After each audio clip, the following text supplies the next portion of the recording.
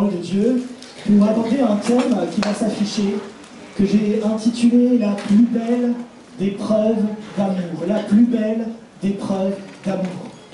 Ouvrez avec moi l'évangile de Jean au chapitre 14 et au verset 21. Évangile de Jean, chapitre 14, verset 21.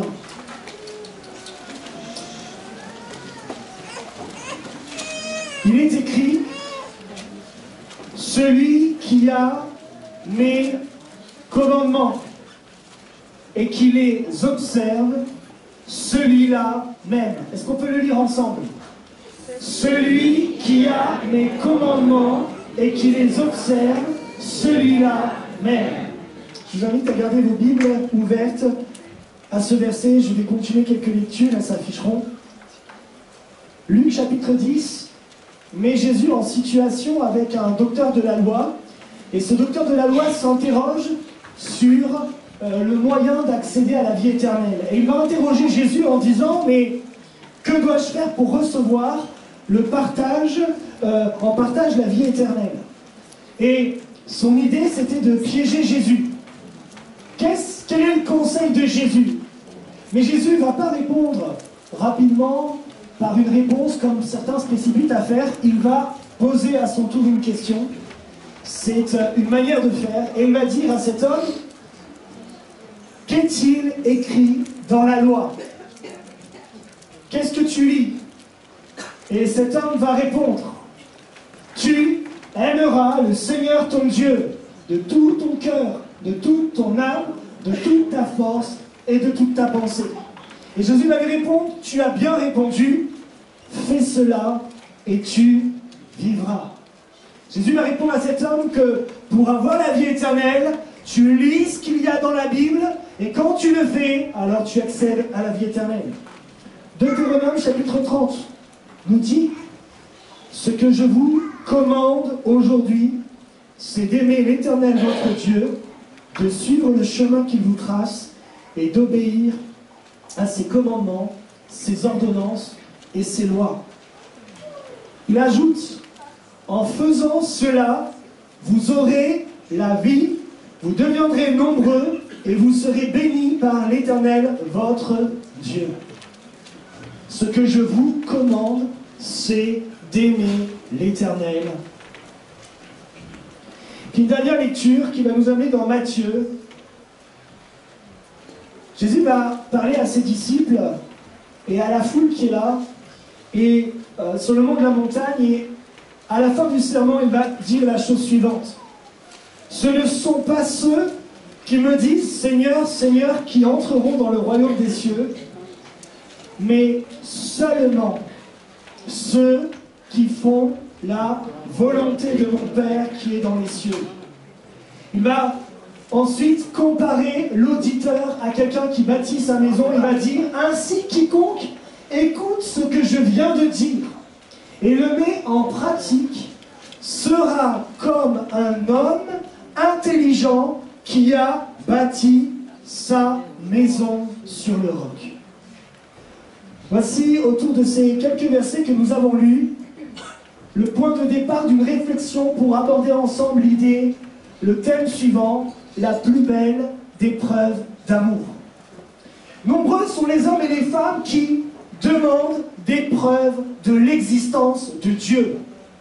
Nombreux sont celles et ceux qui disent « pour croire, je veux voir ». Mais savez-vous que Dieu, bien plus que de démontrer qu'il était réel, a démontré, a prouvé qu'il nous aimait. Jean dira, voici comment Dieu a démontré qu'il nous aime.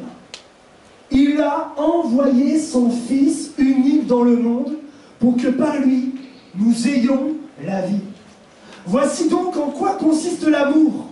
Ce n'est pas nous qui avons aimé Dieu, mais c'est lui qui nous a aimés. Dieu ne se contente pas de te dire qu'il t'aime, ne se contente pas d'envoyer des hommes pour dire qu'il t'aime, mais il a prouvé son amour. Et en prouvant son amour, il a emmené cette réalité suivante. C'est bien de se déclarer, de déclarer son amour, mais c'est aussi bien de le prouver. Dans nos couples, dans nos relations sentimentales, il y a ce moment où on attend simplement que l'autre nous dise « je t'aime ». Et parfois, on réfléchit, on est là, on se tourne dans tous les sens, on n'a qu'une hâte, c'est d'entendre l'autre répondre à notre amour. Mais quelques temps plus tard, quand on est ensemble, que l'on est deux, parfois vient en nous ce doute et cette question. Tu m'aimes, mais tu ne me le montres pas. Et il arrive parfois qu'on a envie de demander à l'autre, mais prouve-moi que tu m'aimes. Prouve-moi que ce que tu dis, c'est vrai. En réponse à l'amour de Dieu, l'homme est invité à son tour à aimer Dieu et libéré du péché, libéré de l'esclavage, l'ordre lui est donné. Deutéronome chapitre 5, verset 6, verset 5 nous dit « Tu aimeras l'Éternel ton Dieu de tout ton cœur, de toute ton âme et de toute ta force. » Ce commandement n'est pas si dur pour celui qui vient d'être pardonné. Les salles de tribunal sont remplies d'hommes que l'on emmène devant des juges avec des accusateurs.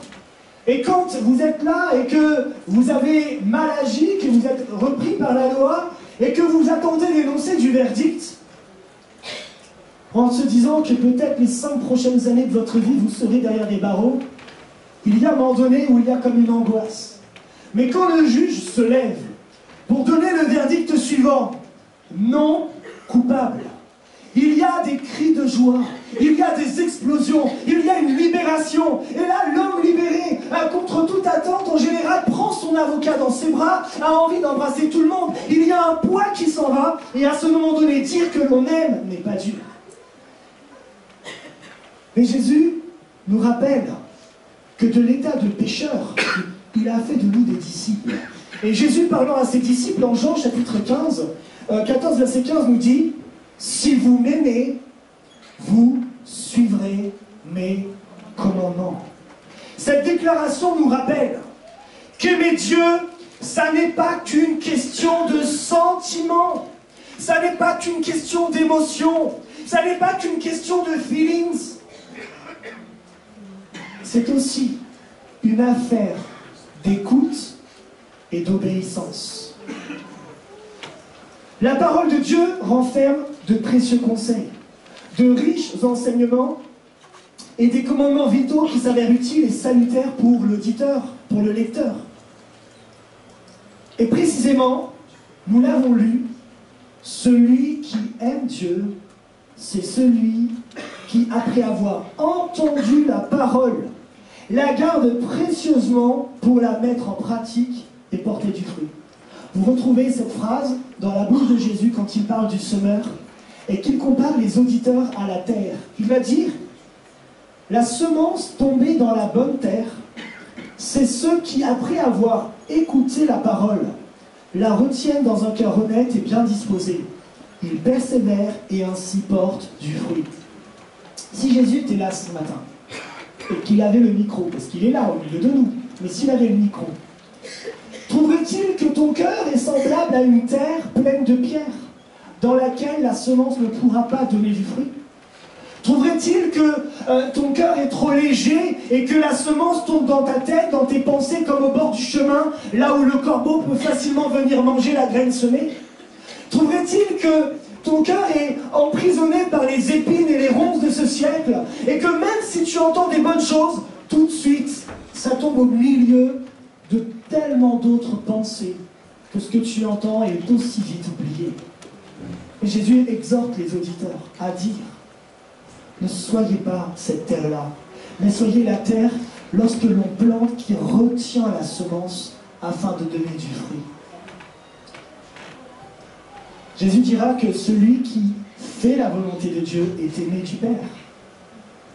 Mais à l'inverse, Dieu est le péché et celui qui le pratique.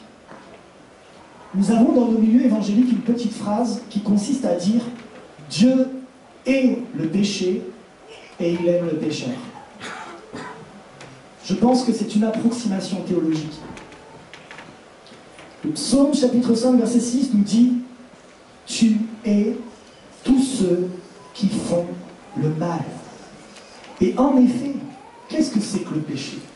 Le péché, c'est un acte libre par lequel l'homme, en faisant le mal, refuse d'accomplir la volonté de Dieu et se retrouve séparé de lui. Le pécheur, c'est celui qui volontairement fait le mal. Comment pourrions-nous alors comprendre que Dieu aime celui qui volontairement se détourne de lui alors que Dieu ne veut pas cela? Il nous faut bien comprendre que Dieu a en horreur le péché et celui qui pratique le péché, parce qu'il est saint. Il a mis un comble à son amour en donnant Jésus pour nous donner la possibilité de revenir de ce péché. Et voilà comment nous pouvons comprendre les choses. C'est que le Seigneur ne tarde pas à réaliser sa promesse, comme certains le pensent, mais il use de patience envers vous, car il ne veut pas que qui que ce soit aille à sa perte.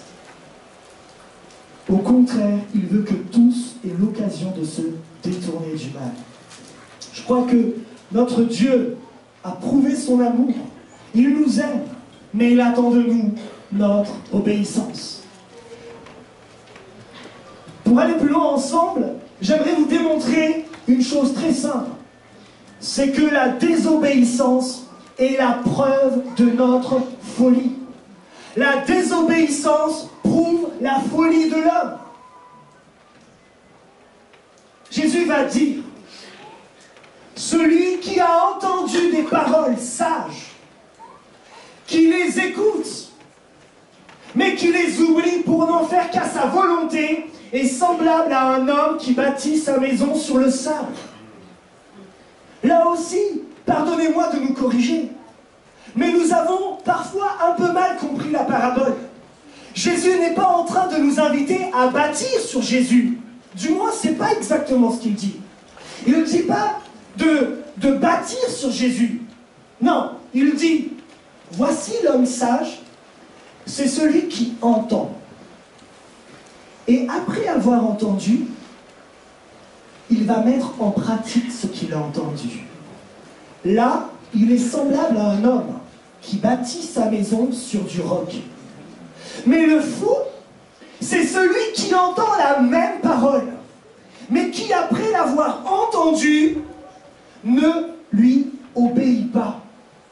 Et là, Jésus dit, il est semblable à quelqu'un qui bâtit sa maison sur le sable.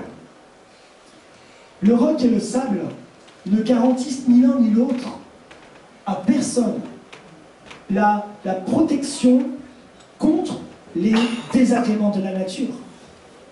Dans la parabole, on voit que dans les deux cas, la tempête est venue, la pluie et le vent sont venus. Mais le fait d'avoir bâti sur le roc a garanti à la maison la solidité pour affronter les éléments. Jésus n'a pas dit d'obéir afin de ne pas être éprouvé et de ne pas avoir de difficultés. Il a dit d'obéir parce que quand viendront les épreuves et les difficultés, ce que tu as bâti traversera. Nous prenons beaucoup de temps à bâtir nos foyers. Et la Bible renferme une quantité de conseils. Comment gérer notre relation avec notre épouse, avec nos enfants, avec nos parents.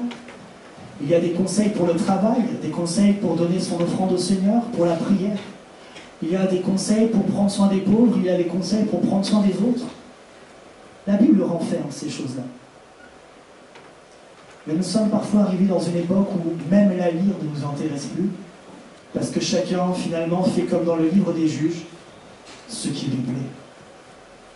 Voilà pourquoi Dieu envoie des hommes pour rappeler à son peuple. Il ne s'agit pas de faire ce qui nous plaît, il s'agit de faire ce que Dieu nous demande de faire. Il ne s'agit pas de faire comme on pense, il s'agit d'obéir à celui qui parle. On raconte cette histoire d'un missionnaire un jour qui expliquait comment l'obéissance avait sauvé la vie de son jeune garçon.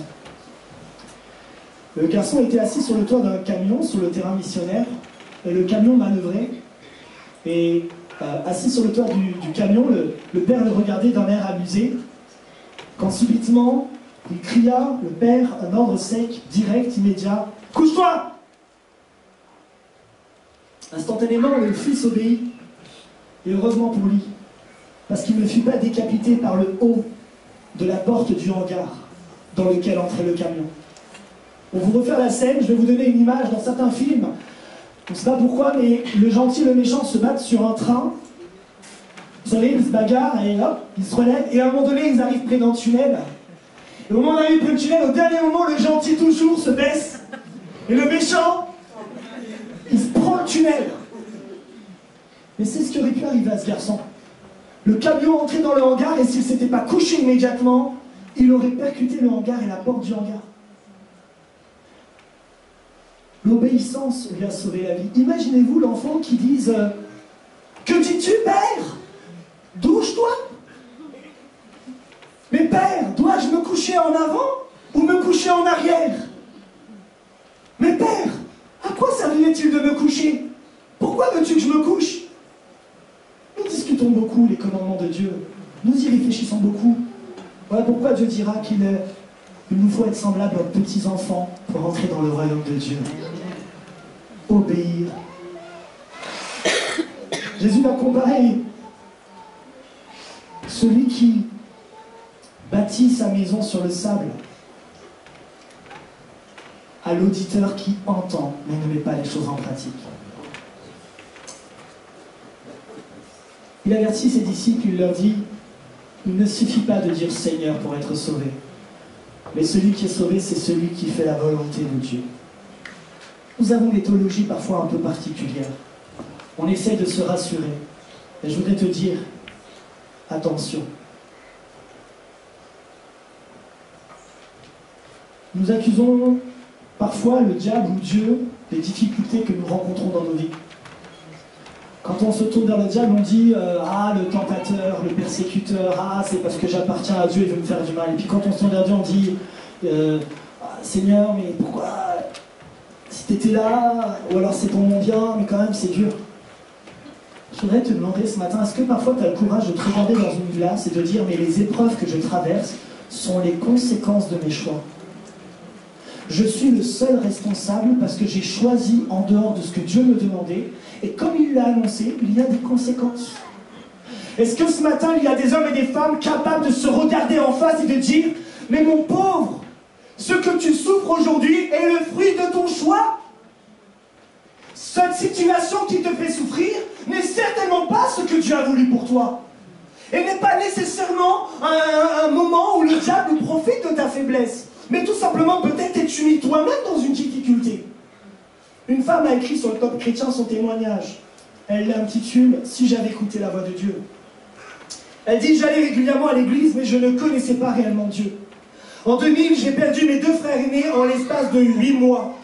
C'est alors que sur les conseils d'une cousine, j'ai commencé à chercher la face de l'Éternel. En 2004, j'ai donné ma vie à Christ. Malgré ma nouvelle naissance, le péché était attaché à moi et se manifestait dans mon comportement. Cachotterie, sournoiserie, hypocrisie. En 2008, l'Éternel m'a prévenu qu'un homme devait croiser mon chemin et que si je n'en faisais qu'à ma tête, ce serait pour mon malheur. Quelque temps après, j'ai rencontré un homme et malheureusement, j'ai désobéi à la voix de Dieu.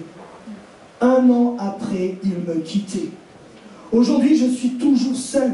J'ai la conviction qu'il me faut prévenir les enfants de Dieu qui cherchent sa face, que lorsque l'on désobéit à sa voix et à celle de ses serviteurs, il y a des conséquences pour nos vies. Je prie le Seigneur de m'accorder son pardon, sa compassion et sa miséricorde, et de me délivrer des conséquences de ma désobéissance. Chers frères et sœurs, soyons soumis et obéissants à la volonté de Dieu. Qu'il est triste d'en arriver à une vie brisée, à un foyer brisé, pour découvrir que bâtir sur le sable n'en emmènera à la ruine et la destruction. Quels sont les matériaux que tu utilises pour bâtir ta vie? Saül a été un homme selon le plan de Dieu qui est devenu roi.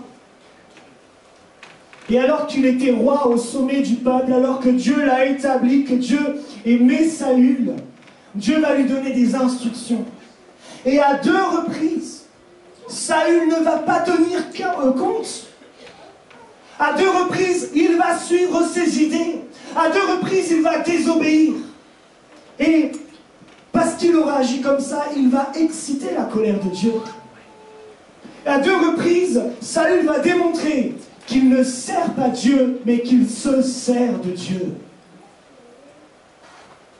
Alors, Samuel va venir un jour vers lui et lui dire, « Tu as agi comme un insensé. Tu n'as pas tenu compte de l'ordre que tu as reçu du Seigneur ton Dieu.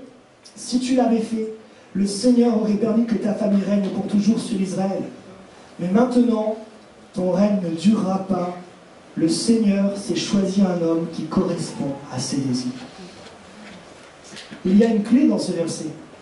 L'homme qui correspond au désir de Dieu n'est pas celui qui est en vue dans la société, n'est pas celui qui dit les choses, c'est celui qui obéit au cœur de Dieu. Bien-aimés, ne soyons pas fous. La désobéissance prouve notre folie, mais l'obéissance est la preuve de notre amour. Celui qui m'aime, c'est celui qui garde mes commandements et les observe. Nous avons lu tout à l'heure Deutéronome chapitre 30, verset 16. L'Éternel parle au peuple et dit, « Je vous commande d'aimer l'Éternel votre Dieu. » Avez-vous remarqué que là, dans ce verset, il n'est pas question de sentiments et d'émotions. Aimer est une décision. Ne vous en déplaise et réfléchissez-y. On parle beaucoup de coups de foudre dans notre société. Je voudrais te dire, la Bible dit, là où est ton trésor, là aussi est ton cœur. Il y a une loi spirituelle qui veut que tu t'attacheras, même émotionnellement, à ce que tu vas considérer comme un trésor. À toi de réfléchir. Quoi qu'il en soit, je répète qu'aimer, c'est vrai, c'est un sentiment, mais c'est avant tout une décision. Dieu te place en face d'un choix. Veux-tu aimer Dieu? Charles Finet a dit, la vraie religion consiste à obéir de cœur à la loi de l'intelligence, en veillant à ce que celle-ci ne soit pas influencée par les émotions ou la crainte. Parfois on obéit à Dieu parce qu'on a peur du jugement dernier, on obéit à Dieu parce qu'on a peur de sa colère. C'est une chose. Mais Dieu a tout fait pour qu'on lui obéisse par amour. Il a mis tout en œuvre pour qu'on lui obéisse, pour lui montrer qu'on l'aime. Gary Chapman est un docteur qui a écrit un livre qui s'appelle « Les langages de l'amour ». Il s'est intéressé aux relations hommes-femmes et explique que nous n'avons pas tous la même façon de nous sentir aimés. Et que parfois, on va vous faire des choses et puis vous êtes insensible, et d'autres fois, on va faire des choses et vous y êtes sensible. Un des langages qu'il a démontré, c'est celui des cadeaux. Il dit que certaines personnes se sentent vraiment aimées quand on leur fait des cadeaux. Alors que d'autres, tu peux leur faire tous les cadeaux, c'est pas ça qu'ils vont faire qu'elles se sentent aimées. Il va dire, certains se sentent aimés quand il y a des paroles qui sont valorisantes. Quand les paroles encouragent. Mon héros, mon héroïne, ma beauté, mon amour, mon trésor, t'es merveilleuse. Ou alors, franchement, comment tu as réussi ton gâteau. Ou alors, franchement, professionnellement, ça se passe vraiment bien, je suis fier de toi. Et ça, quand il y a ces paroles flatteuses, valorisantes, ça, oh, le réservoir d'amour grandit. Et quelqu'un qui est sensible à ça, t'as beau lui dire, tiens, tel cadeau, elle va jamais se sentir aimée parce qu'elle est d'abord sensible aux paroles. D'autres sont sensibles aux moments de qualité. C'est bien, tu parles, tu me dis des choses, tu m'achètes, tu me fais des cadeaux, mais moi ce que j'ai besoin c'est de passer du temps avec toi. Et c'est quand tu prends du temps pour moi que je me sens aimé. D'autres, c'est au moment des services. Certaines épouses, elles ne se sentent pas forcément aimées quand tu les prends dans les bras ou tu leur dis je t'aime. Par contre, quand tu les aides dans les tâches ménagères ou à réaliser des choses à la maison, là elles disent vraiment mon mari m'aime.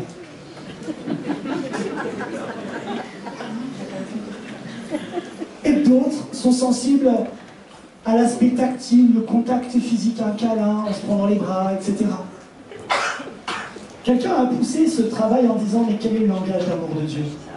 Je voudrais vous le dire ce matin, le langage d'amour de Dieu c'est l'obéissance. Tu peux dire beaucoup de choses à Dieu. Tu peux lui rendre service, lui faire des cadeaux. Tu peux lui donner des moments de qualité et désirer un câlin de Dieu. La Bible dit que Dieu se sait aimer quand tu lui obéis.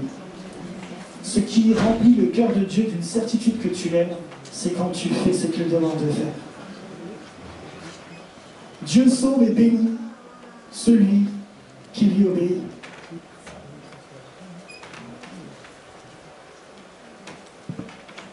L'amour n'est pas simplement démontré par l'obéissance.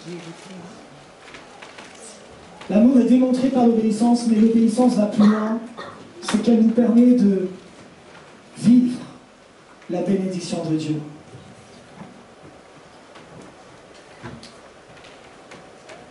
Deutéronome nous rappelle que la bénédiction est une clé, ou plutôt elle s'obtient au travers de notre obéissance. Aie soin de répéter sans cesse les paroles de ce livre de la loi. Médite-les jour et nuit, afin d'y obéir et d'appliquer ce qui est écrit. Alors tu auras du succès. Certains viennent voir les pasteurs en disant une petite prière. Bénis mon enfant, bénis ma famille. Je voudrais que vous compreniez quelque chose ce matin.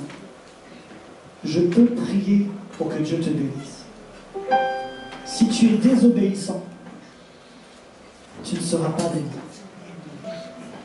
Parce que la désobéissance te met à l'écart de ce que Dieu veut pour toi.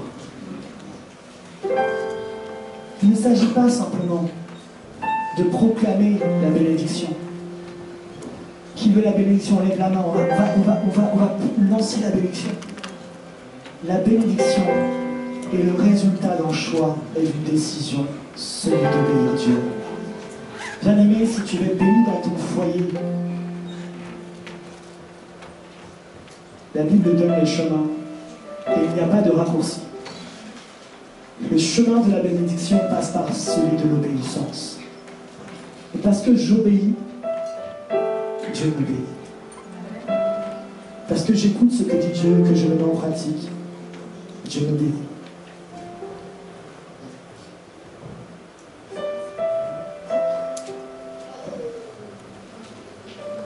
Certains me diront peut-être ce matin, tu parles d'obéissance, mais qu'en est-il de la grâce? Je crois qu'il ne faut pas se tromper sur l'expression de la grâce. La grâce, c'est le fait de pardonner l'impardonnable et de remettre ses fautes à celui qui était pécheur. Mais Paul nous dira, ne fais pas l'occasion de ce pardon une occasion de retourner dans le péché. La grâce de Dieu, c'est que lorsque tu étais aveugle et pécheur, incapable de te sortir, incapable de faire le bon choix, il a brisé les chaînes. Pour te rendre libre de choisir ce que tu ne pouvais choisir. La grâce est venue briser le pouvoir de celui qui te tenait en son pouvoir pour que tu puisses être rendu libre de choisir. Mais Dieu ne cherche ni à contraindre, ni à forcer. Il désire une obéissance volontaire.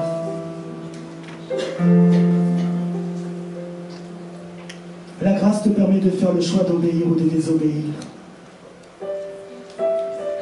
J'aimerais vous emmener sur une dernière chose. Certains se sont posé la question, pourquoi Dieu a-t-il mis un arbre interdit dans le jardin? Pourquoi Dieu a-t-il fait une telle chose? S'il ne l'avait pas fait, l'homme n'aurait jamais péché. Et on n'aurait pas toutes ces galères. Je voudrais vous révéler un des plus grands secrets que contient ce passage. C'est qu'aussi longtemps qu'il n'y avait pas de commandement, comment Dieu pouvait-il vérifier que Adam l'aimait vraiment? Et en plaçant cet arbre et cet ordre, il a mis l'homme en face d'un choix, d'une liberté de choisir. Et le cœur du Père a été tellement meurtri quand l'homme a choisi de désobéir.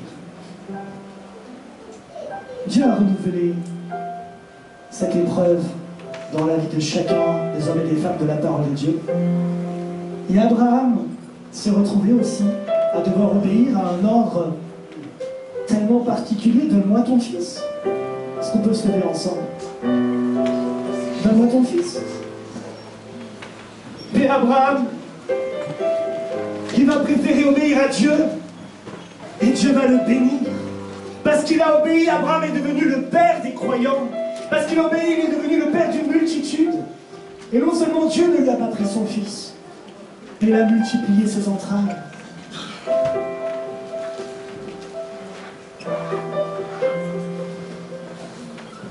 Dieu nous met à l'épreuve parce qu'il ne se contente pas qu'on lui dise que nous l'aimons, mais il nous demande de prouver notre amour. Et bien aimé, ce matin, je veux simplement te dire que l'obéissance à Dieu est la plus belle des preuves d'amour que tu peux lui donner.